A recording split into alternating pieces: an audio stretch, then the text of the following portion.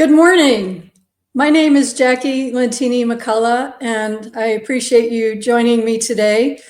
I am an immigration attorney and have been practicing business, employment, immigration for the last almost 25 years. And while I work hard to bring my clients updates about the law and the many changes that happen in immigration on a regular basis, I today would like to take a different kind of tack and look at immigration in terms of its cultural impact on the US. So I'd like to start a series about the immigration communities in the US and immigration adjacent communities. And there's no better way to start this than with my very near and dear friend, longtime friend since second grade, Christine Sahadi Whelan. She and her family own Lebanese grocery stores with multiple locations throughout Brooklyn, and she is a third generation owner. So let's go meet Christine. Good morning, good afternoon, everyone.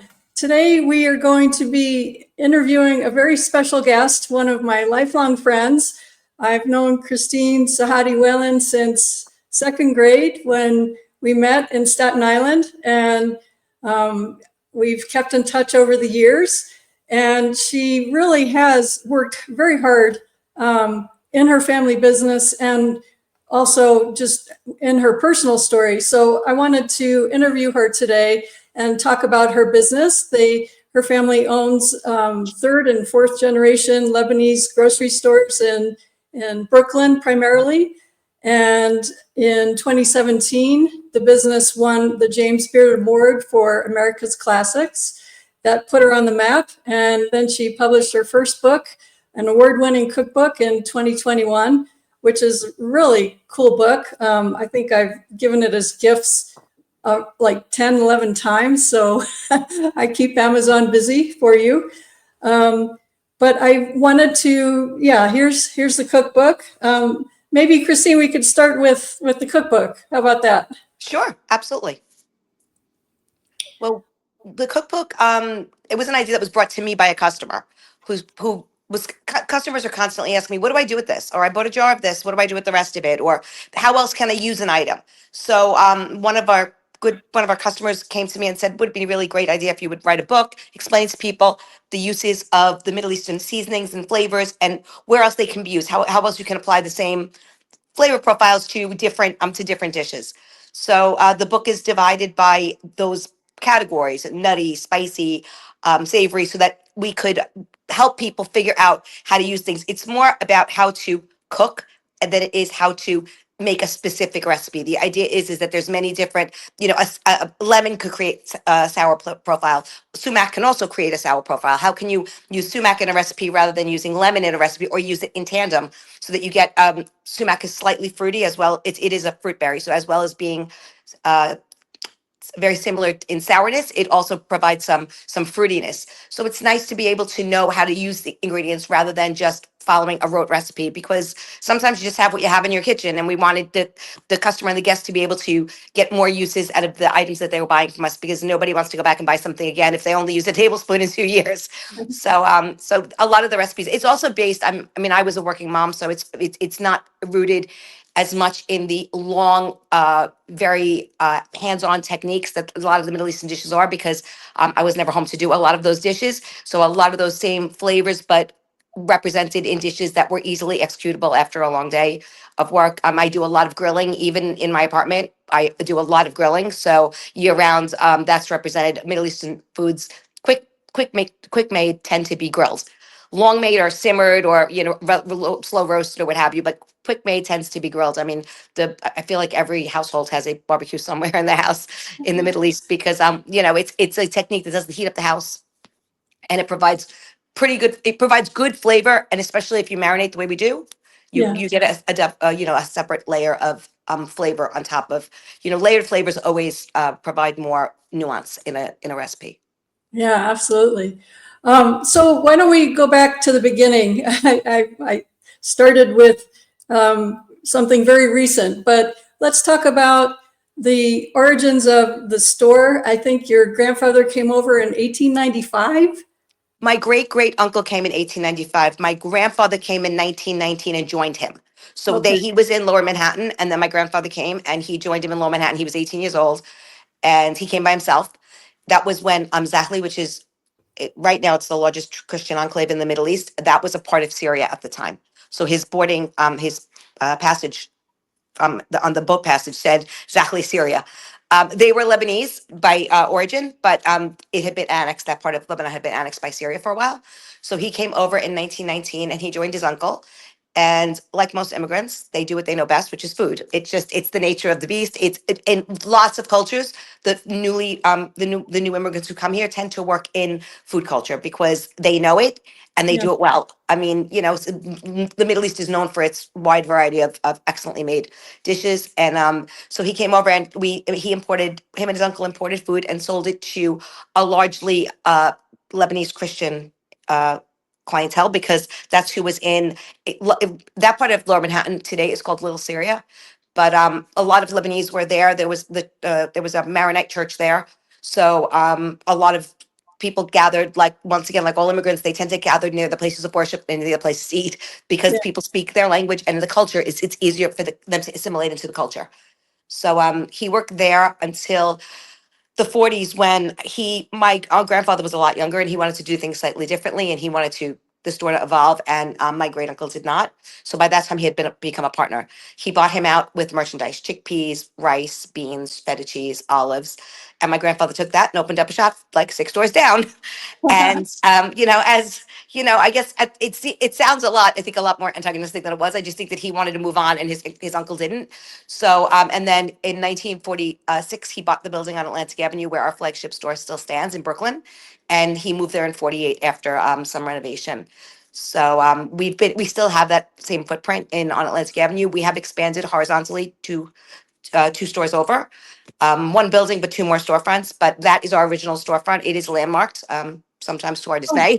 It's a lot of work to maintain the building, but it's a beautiful building, and we're still there. And when we expanded horizontally, we just broke archways through the door where we could, within the structural confines of the space. We just put archways in. So the building itself is very architecturally interesting. It's got a lot of little nooks and crannies, and yeah. but it's definitely without a doubt our flagship. Like it's what people think of when they think of Sahadi's. Yeah. Yeah. I can remember going in there and seeing the vats of olives and different produce and, well, bulk items, I mean. Yep. And still to a certain extent, a lot of it still is bulk. During 2019 to 2021, a lot of those bulk items went packaged because it was necessary. We couldn't have allowed the customer to handle it. But this current year, we've gone back, and a lot of beans have gone back bulk.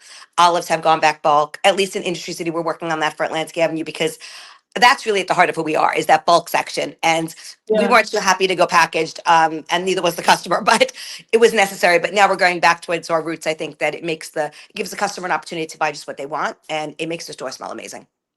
Can you tell us, you mentioned Industry City, which is an amazing location. Can you talk about the evolution of that and how it's really helped the Sahadi brand? You have such a unique space there. Yeah, definitely. So we opened up right at the end of 2019. We opened up in Industry City in the last day of August. So we never really got a chance to find our footing there before people locate. We had to close Atlantic Avenue during COVID, so we were only doing deliveries out of Atlantic. So the only place you could shop in store was at Industry City because the space is wide open and it has a much higher C of O, certificate of occupancy. We were allowed to have a lot more customers and team members in Industry City. We couldn't have customers in Atlantic Avenue because it's too tight because of the architectural challenges of the buildings.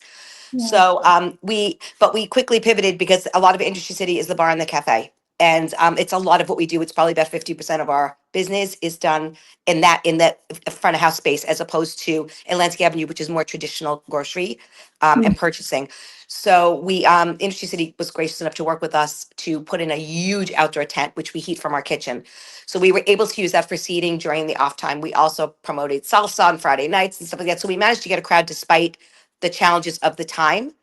That space is definitely more it's more of a collaborative space. We do collaborations with people. We do a lot of parties. We do micro weddings, christenings. We have indoor space. We have outdoor space.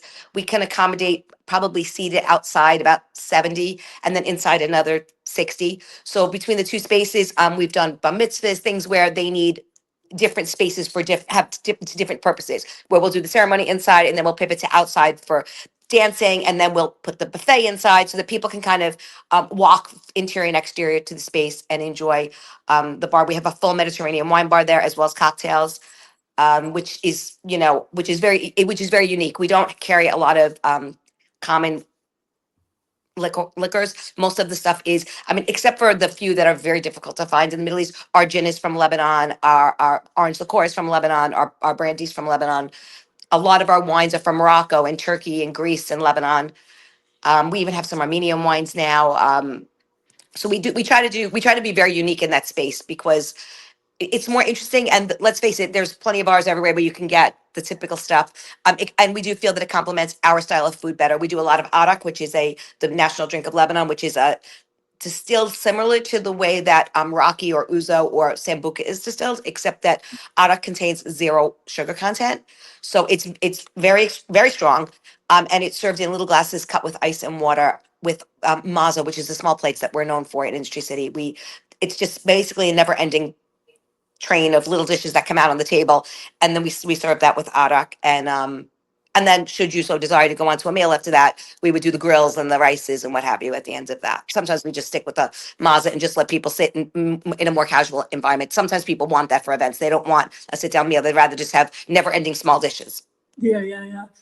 And so you have had Sahadi spirits now as well. Can you talk about that a little bit? Sure. Sahadi Spirits came about because during COVID, the New York State Liquor Authority, who's not normally that flexible, allowed us to sell wine bottles out of the store because we didn't have seating. So they allowed us to sell full bottles of wine to go. And then when that ruling expired, we got a lot of complaints because we have a lot of very unique liquors and wines that you can't buy anywhere else. And people were like, well, can't you just open a wine store? So we decided that it was worth it too. We carved a little bit out of the front of our store, about less than 1,000 square feet. And we do just in time inventory because we don't store it. We just bring in what we're going to sell right then and there. And we have a lot of unique wines. We do tastings. Sometimes we do events there. Like we just did a fundraiser for Lebanon during the rough few months that we're back a few months ago. So we do collaborations with people for, in the wine store. We do wine and cheese nights so that we can introduce people to the different types of wine. Very often the winemaker themselves, when they're in the US, will contact us and they'll come and pour and speak to their wines, which is a lot of fun, because it's one thing, it's great to have a rep speak to the wine, but it's even better to have the winemaker, especially ones from the Middle East that don't spend that much time here. So whenever they do come, it's really lovely. We also make an effort when we go abroad to hit the wines. Like we just brought in a whole line of Cypriot wines, and we're going to be seeing them in Cyprus at the last week of April. We're going to be taking a tour of their winery. So it's a nice kind of way for us to meet the winemaking family and for us to be able to speak much more knowledgeably about the line and the processes and everything else. So we love that. We try to do that whenever we're in a place that this summer we're supposed to be heading for Lebanon, and if we do, we have 3 or 4 wineries that we have not stopped at in the past that we definitely would like to tour and meet the family, and once again to hear about their processes. A lot of the very traditional winemakers in that area of the world are just starting now to embrace a lot of the quote unquote newer style wines, like the orange wines and stuff like that. They always made very traditional wines, and they mostly used French grapes. And slowly but surely, over the course of the decade that we've been working with a lot of these winemakers, we're finding that a lot of them are now using the indigenous grapes. There are whole varieties of wine that come just out of Marwa and Obidi out of Lebanon, which is something they never used. It's not a French grape. They were taught to wine make by the French. They were settled by the French, occupied or settled, depending on how you look at it, for a really long time. Yeah. So now all these really great indigenous grapes are being used either partially or entirely in whole new varietals. And I think that it's a very exciting time in the winemaking in this region, because they're more isolated, especially with the political situation over the last decade. So that there hasn't been as much collaboration with some other wineries. And now they're really doing a lot of outreach with that. And some of the wines that are coming out of it are just unique and delicious. And it's wonderful to see them using their heritage grapes as well as the French grapes have been there 100 years. It's not like they just came yesterday, but some of the heritage grapes have been there for 1,000 years. So it's really nice to see them embracing those grapes and figuring out what works in terms of different winemaking styles, what works for that. Well, I really hope that takes off for them. In terms of Lebanese food, I know even in college on the East Coast in the 80s, there was a lot of Lebanese food. But when did you really see it take off the way it has now? I want to say probably I'm in New York, so New York has always had a very heavy Lebanese population.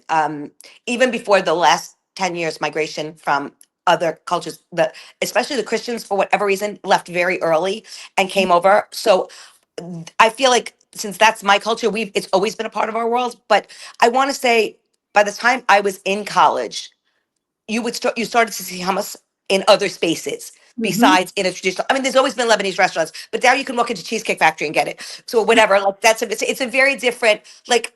I mean, Tetra Pak hummus is just not a thing in my world, but it's available at every Costco. So I want to say it's definitely been within the last 20 years. I mean, when I sent my kids to school, and my son's 30 and my daughter's 27, so about that's the time that they were in grammar school, it was definitely more typical for them to go in with Middle Eastern food. And of course, once again, we live in a very Middle Eastern neighborhood, so it Yeah. was they weren't the only kid that was bringing hummus to school. Like a lot of kids were, but at that point, it was they were sharing it. It was no longer this unusual. And what kind of bread is that? You know, that kind of question. So I Mm-hmm. think that that's definitely been, and it's now that it's in school cafeterias. It's just I never thought that hummus would be something that you could buy in the bodega on the corner on a regular basis, but it is. So I think the evolution. Well, it's a very healthy cuisine. Right. It's a lot of it is vegetarian or vegan, Mhm. which doesn't really matter that much to us, but it's just part of the culture itself.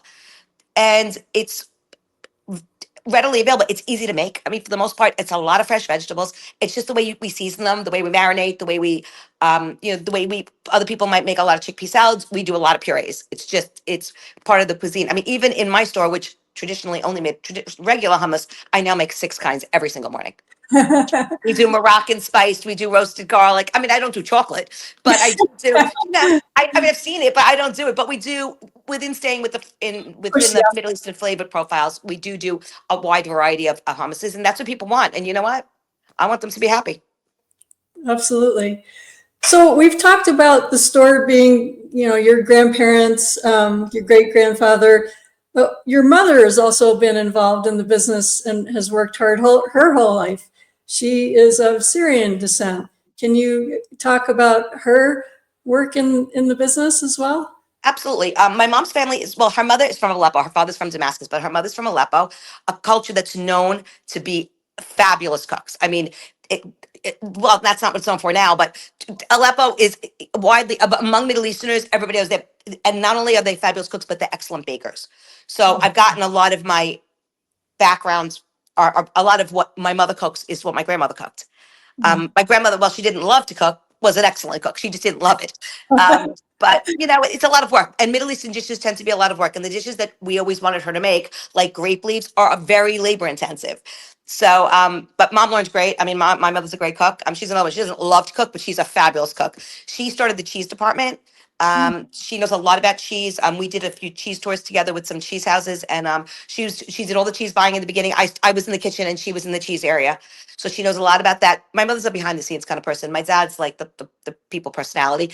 And my mom was always behind the scenes. She did the book, she managed the building, she did all of that in the back end. But she also did all of the cheese buying until she retired about 10 years ago.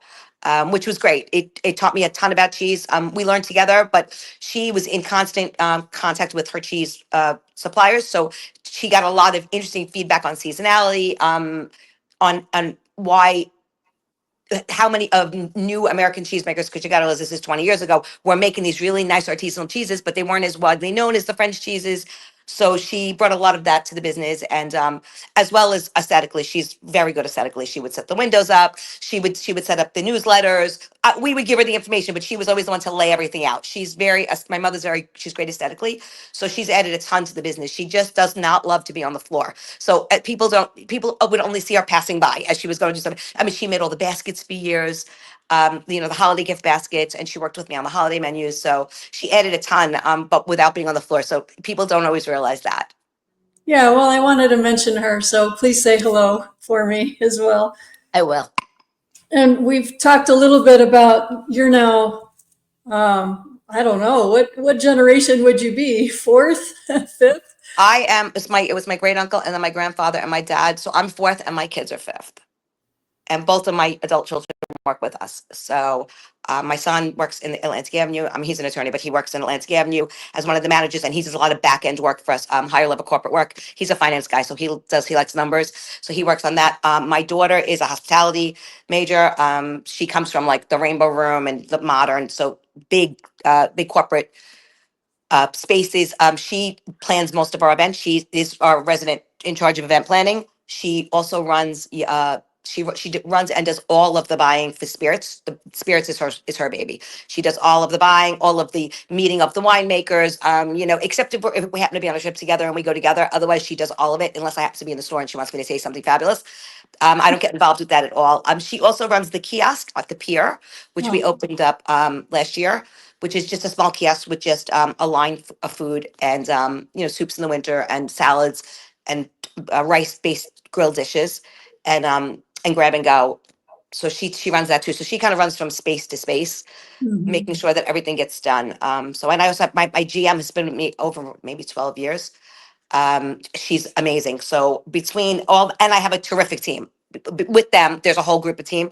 So Yeah. everybody has a role because you can't really be in this many spaces unless you have enough people to support the spaces where you're not sitting at anymore. So it's really great that we have such great and a very young team. So I hopefully have lots and lots of years with them. And I mean, my GM started with me filing papers in college and Oh, she's amazing. I mean, I could leave for a month and I know that she would have everything under control. She'd work herself she'd work a million hours, but she would always have everything under control. So it's really nice. We're a family business, and because of that, we try really, really hard to make sure that we know every one of our team members. Like I know their children. I know that my GM's parents.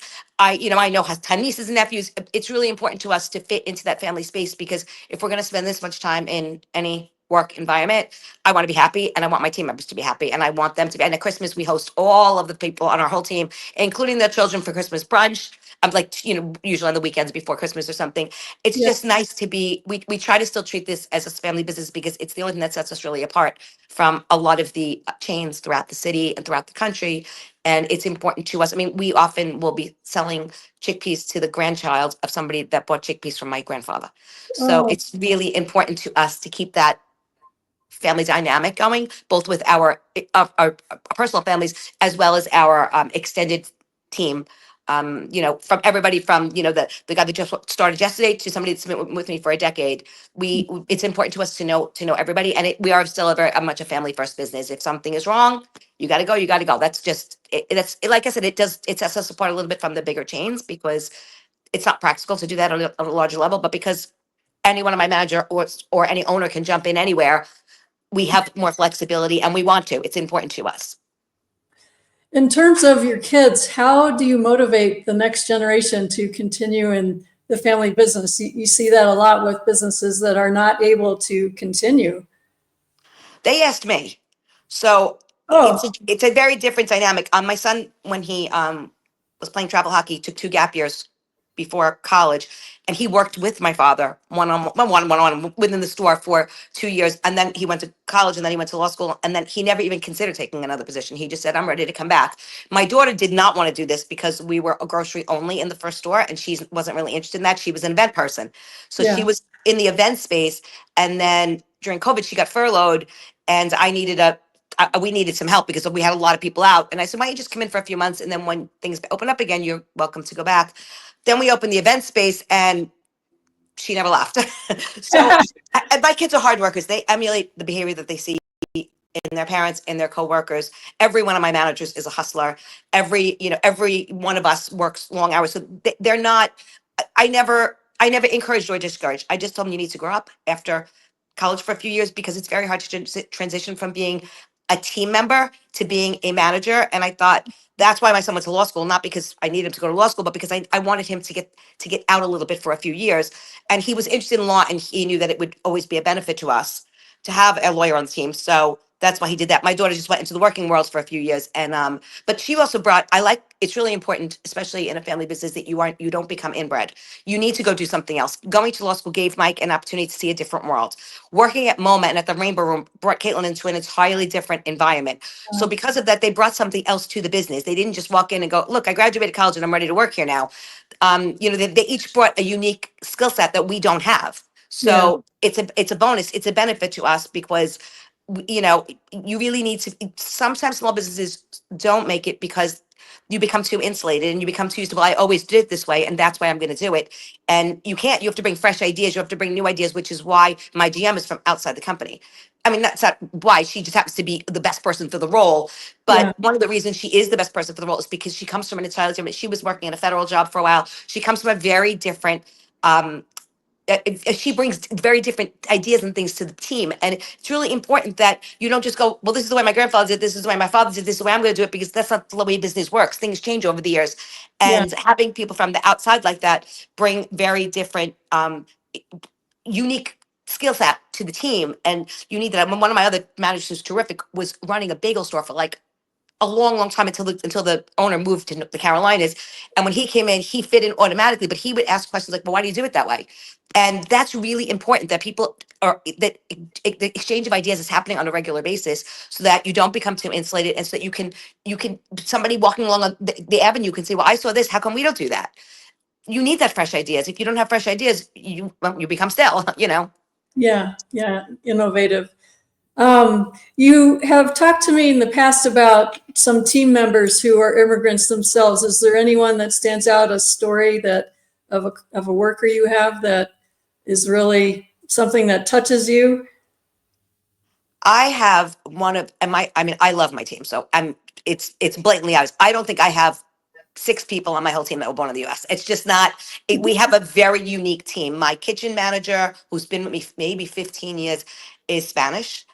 Um, her team is mixed. There's George is from Syria. Roberto, he's Spanish also. Najee is from Morocco. Nur is from Albania. I mean, we just have a very big. Our Prince, our other fabulous manager is Lebanese. He came through Dubai though, so he comes with experience. Before he came here and worked in the bagel shop, he was doing event planning in Dubai. So he comes from a totally different a totally different background. Same with the floor team.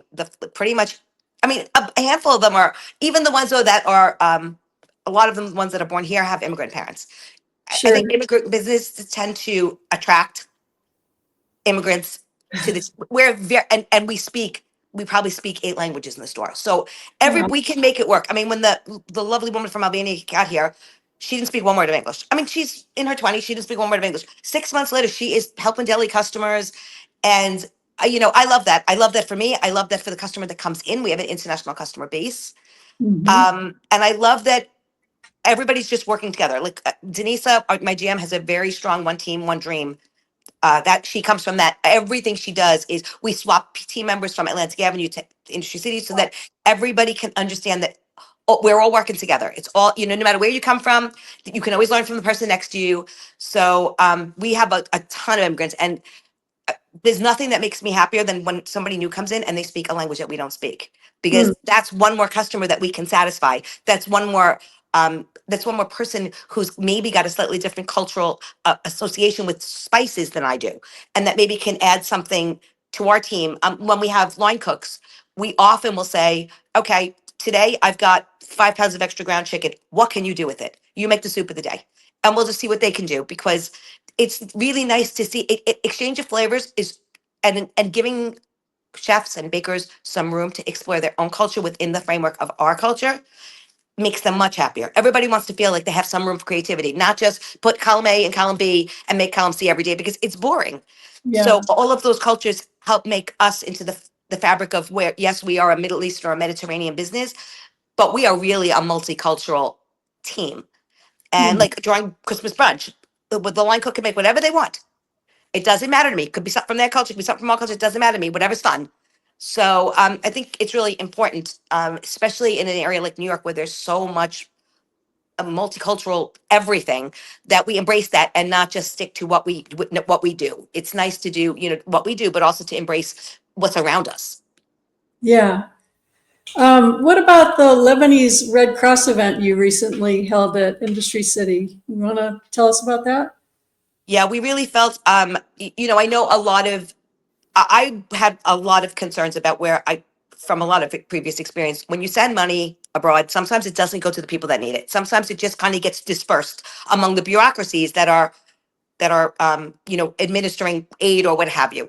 We wanted to do something more grassroots, more on the ground. So we asked cousins over there, we asked people over here, and everybody said the Lebanese Red Cross. All of the money goes to they're funded. I think the Lebanese Red Cross over there is funded by a grant, so all of the donations go directly to the people. And we felt strongly about that. We sold tickets fairly reasonably. I don't remember how much they were, but we raised thousands. Well, and we also threw in a sizable donation. But we got all of the winemakers sent the wine. So we were able to use all of the money that we would have used to pour the wine we gave to Lebanon in our donation, Wow. which was really a great collab between us, and everybody we asked came. I think she asked seven distributors, and Oh, everybody came. If they didn't come, they sent somebody in their place. Everybody sent wine or said, bill me back for the wine. So that was their donation. And then we, not only what we collected from this, we didn't take, and the food was on us. And then we did all of the receipts that we got from everybody that walked in, whether they sent a donation or whether they bought a ticket and came, every dollar of that went to Lebanon. And then we threw the cash for the wine on top of that, because we really felt like we wanted to do something. I mean, it was very bad for a while, and yeah. Lebanon doesn't have the best safety networks the way that other countries do. Other countries, the federal government will step in and help. Lebanon it's still a very paternal society. You are helped by your parents or your children. Your children will help you. But in this particular case, there was a lot of refugees and there was a lot of displacement, and they weren't able to use their traditional methods to to provide that social network support that in the United States would come from the federal government. Yeah. So we wanted to make sure that that we gave back in a way that was meaningful and not just disappeared into somebody's coffers, and the people on the ground are still in the same position. So we were happy to do it. It was really nice to see people from all walks of life came. It wasn't, there was Middle Easterners, but there was also just customers that read about it. There was people that are on our spirits Instagram that came. It was just really nice to see all these people coming together for such a good cause. And we just ate and we tasted wine, and we shared our feelings about the situation. And then the next day, Caitlin ran all that. I didn't. I just went around and talked to people, and then she tallied everything up, and we sent the money the next day to the Red Cross. And they were like, "Wow, you said it really quick." And we were like, "Well, the whole point was to get it when you needed it, not in 6 months." So Yeah. it was a really nice event. It was nice to have. It was nice to see so many different. The owner of one of our wine distributors came just to see what was going on, and to pour some wine. Even though he sent his rep, he didn't really have to. It was really nice. Yeah. Make an impact. That's so important. And it felt really good. It felt nice. We took lots of photos, and Kate, she does the social media for Spirits. She posted them periodically so that people could see, and people said, oh, the next day she posted, oh, we sent X amount of money to the Red Cross and everything, because we wanted people to see that their ticket did make a difference. Right. Right. What about your cooking classes? Tell us about those. I need to sign up for one. Yeah, I do them periodically. Usually seasonally. So we did them in the fall. We did them on Zoom, and we usually pick a recipe or two recipes either out of the book or just something that I'm cooking. And we set up, and then we just film it in my apartment, because it needs to be practical for people. To do it in the store would mean, I mean, you probably don't have an oven that can go to 800 degrees, or you probably don't have, a quick boil tap. So it needs to be practical. Like here, I have my GE appliances, like, the standard kitchen appliances that most people have. So I think it's better, and it's a little bit more personal, where people can see what you would do if you didn't have seven people around you to chop and dice and make everything really easy. So I enjoy it. It's a lot of fun. And then the person that helps me with PR, Marissa, she moderates and she answers questions as people ask them during that, because it's hard for me to read the screen and look at the camera while I'm cooking. So she Yeah. normally will read them out aloud to me, and I can answer questions. And it's a lot of fun. I love to share food no matter how it is, whether it's I mean, we do a blog post every month, which usually has a recipe in it. So I like to share food in all ways, whether I'm talking to you in the store or whether I'm cooking on the camera. It's just food. To me is it's life's love language. It's the great equalizer. Everybody eats. Everybody shares food worldwide. Everybody uses really the same 100 spices. It's just that I may use them in a different way than you use them. But food is like, to me, it's like it's the easiest thing on earth to share, because it opens right away an avenue for discussion. Oh, what do you do with curry? I do this with it. Or do you like Thai curry better, or do you like Indian curry, or whatever? No matter what you're talking about, it's so easy to for it to be an opening for a discussion about culture, about different people. So I feel like that in some ways the sharing of a recipe on like a Instagram or on Zoom is a way for me to connect with Yeah. people and to talk about with what I do with it, and then to listen to, sometimes in the discussion somebody will say, oh, I would never do that, I would do XYZ with it. And that's great. It's really interesting for me to, the exchange of ideas in the food world is probably one of the most exciting things about it, is the exchange of ideas and what you hear and what you learn and what you share and absorb. And how do we find out about cooking classes ahead of time? Normally, they'll be on the blog post. We set once a month. We send out a blog post, and that normally will list what we're doing. Either if we're doing an event, if we're doing, you can also watch Sahadi's Instagram or Sahadi Spirit's Instagram. Everything is normally, she posts everything on Instagram, but she sends out a newsletter once a month. So if anybody's interested, they can always just sahadis.com, click on notify me or whatever, and they'll get Yeah. a once. We think we send it out sometimes twice a month, but unless it's a special event, normally it's once a month, and it just tells people what's going on. You can also look on the website to see like what music is being programmed, what special events are at Industry City, because we have the event space. So a lot of times there'll be public events. And everything is listed there. Salsa Fridays, what music, jazz. We usually do jazz on the weekends for jazz brunch. All of that is always listed there, so people can see, what we're doing. And up there's also a place for comment here. Like if you're interested in a class on, I don't know, how to make twisted cheese, and you comment there, that's something that we take into consideration. We talk about at our weekly meetings any comments that come in, so that we can decide what's a program. If three people are looking for the same thing, well, that's something that we have to consider for the next programming. I have to tell you, I bought from you guys a pomegranate molasses once, but this time I decided to make it. And now that I'm living in Colorado at roughly 7,000 feet, the recipe called for 1 hour for it to simmer down. It was 3. Oh my gosh, that's true. That's a huge difference. I Yeah. mean, the altitude, it makes a huge difference. That's true. I don't think about that because New York is slow. That's funny. Yeah, but it came out good after I just had to be very patient. I'm sure you did, but now you have it for a year, so think positive. Yeah, yeah, exactly. Is there something in your cookbook or a recipe from your family that is really special to you that you could tell us about? Um, wow, there's a lot of ones in the cookbook that I really love. There is. I mean, we picked the best. We had enough for 2 cookbooks, I think, but we picked the best one. Not the best ones, but the ones that I thought resonated most with family and friends. One of the recipes, which is extremely adapted, because her original recipe was very, very complicated, is the recipe for Christmas rice, which has lamb and chicken in it. I mean, it's my cousin's recipe, Sonia, and she made it always with her family. We used to eat it there on Christmas Eve every year. It's a very time consuming dish, starting with whole chickens and lamb bones, and everything's got to be simmered and taken apart. We made it a lot easier for the cookbook, because I just took one look at it. She was so gracious when she sent it to me, and I looked at it, and it was like 3 pages long, and I was like, and it tastes like, don't get me wrong, it tastes like it took 3 days. Her dish is absolutely amazing. She is a phenomenal cook. Her whole family is phenomenal cook. She comes from a family of just amazing cooks, but it's like a 3-day dish. And I was like, look, I gotta tell you, no American's gonna make a 3-day dish. It's just too complicated. That's probably one of my favorite dishes in terms of traditional flavors. It's like I said, it is. We definitely watered it down to make it easier, but the flavor profile is very similar. It's just not going to have that 3-hour simmered chicken and 5-hour simmered lamb base. But it is definitely one of my, and it's a dish I remember from my childhood. I mean, I can still remember Sonia's mother making it for us. We always had it on Christmas Eve. We always spent Christmas Eve with them until I got married, and then I spent it with my in-laws after that. But traditionally, we always spent. My parents still go there for Christmas Eve, and she still makes that dish. Oh, It's something that we've had forever. In terms of other dishes, I think a lot of the things that I like about the cookbook, or that mean a lot to me, are more grilled foods, because I am very big on grilling. Like, I think that it's not traditional here to grill a lot of whole fish. One of my hands down favorite dishes in the cookbook is the whole fish with preserved lemon vinaigrette, because I think it combines a lot of traditional flavors with very quick cooking. I okay. mean, a grilled fish doesn't take long, and if you're not afraid of a whole fish, I mean, some people are getting intimidated by the thought of cooking a whole fish.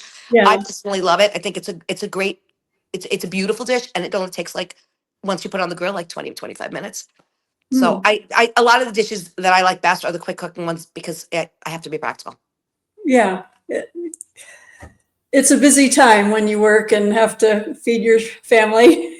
Right. I mean, I still cook almost every night. I probably cook 4 or 5 nights a week. And then, we go out once and eat leftovers once. But I'm not a big, we don't take out. So I still cook almost every night. I prefer it.